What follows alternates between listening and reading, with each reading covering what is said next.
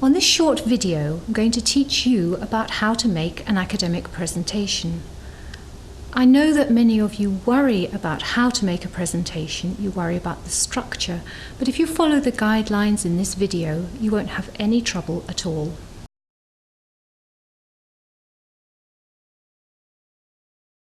It's very important at the beginning of a presentation to introduce yourself, to tell your audience your name and why you are qualified or how you are qualified to give the talk that you're going to give.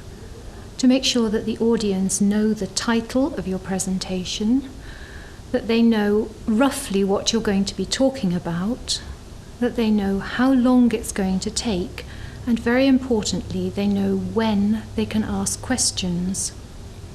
You're going to watch a teacher giving an academic presentation about how to make a presentation, and I want you to notice how he introduces himself. Good afternoon, everybody, and thank you for coming to this presentation this afternoon. My name is John Cross. I'm a senior university tutor here in the School of Languages and Area Studies. I'm going to talk to you this afternoon about academic presentations, how to give an oral academic presentation. That's a very important thing for all students. As you know, you have a lot of assessed oral presentations on your courses here in SLAS and in other parts of the university. It's a very important part of your student life.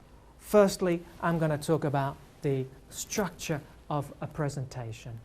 The second part will go into more detail about the elements of that structure. Thirdly, I'm going to talk about something called signposting. Signposting, how to make the audience follow what you're saying, giving directions. That's the third part. And the fourth part, how to make what you're saying easy to understand, how to make yourself clear to your audience. Fifthly, I'm going to talk about the importance of conclusions, summing up what you have said. And the last and the sixth part is about questions, how to ask for and deal with questions from your audience.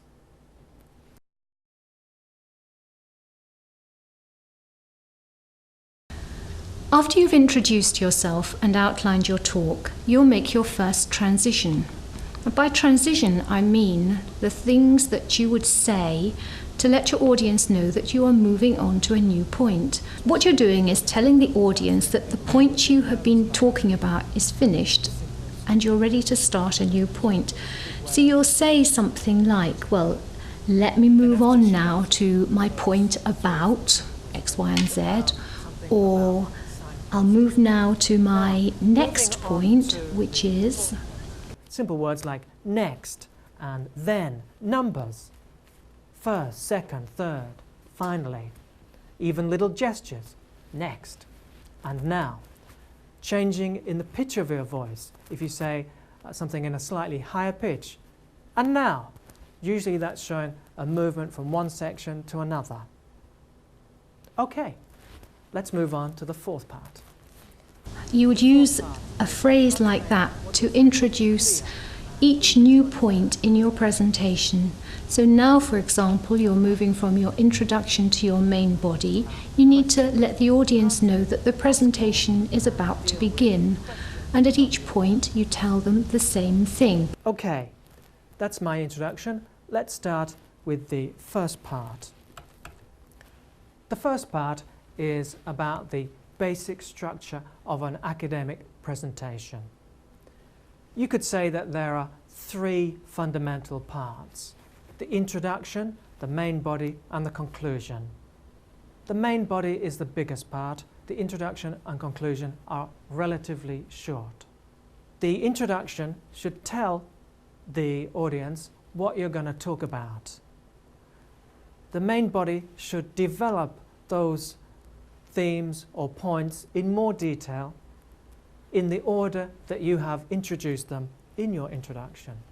The conclusion should pick out the main points from the main body and summarize them for your audience. So the conclusion is very similar to the introduction, in fact.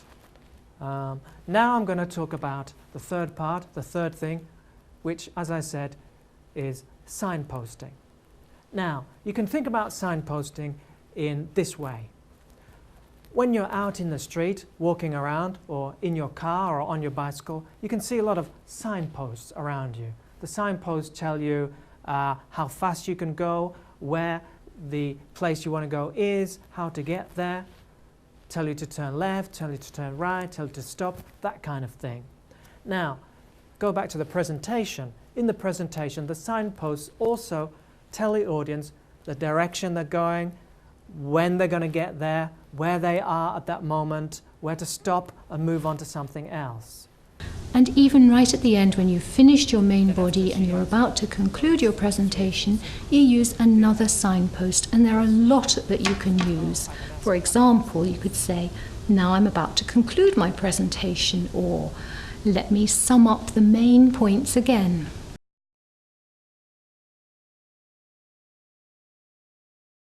One of the things that's very important in a presentation is that you help your audience to understand you. And there are a number of ways that you can do this.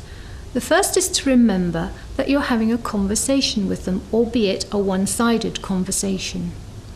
You're not giving a lecture and you're not reading from a script or from your PowerPoint screen. You have to maintain eye contact by looking at everybody in your audience while you're talking to them. About body language, and make sure that you're not distracting your audience by certain mannerisms such as scratching your head or blowing your nose or sticking your hands in your pocket or wandering around in front of them. You need to think about key words and how you can use particular words to help your audience understand what you're talking about, maybe putting those key words on a visual aid. You need to think about your intonation, about stressing important words like your key words. You need to think about your voice and how loud or how quiet it is, and perhaps introducing some different kinds of speed and not making it all sound the same. Pausing after important points to let them sink in before you begin the next point. Okay, coming back to the main point, I was saying being clear is very important, and the way you speak, the way you look at your audience, the words that you choose are all important elements in that.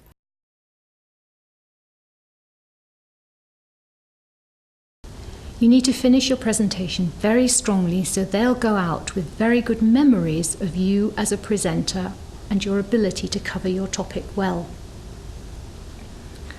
You need to make a transition or signpost the fact that you're going to make your conclusion.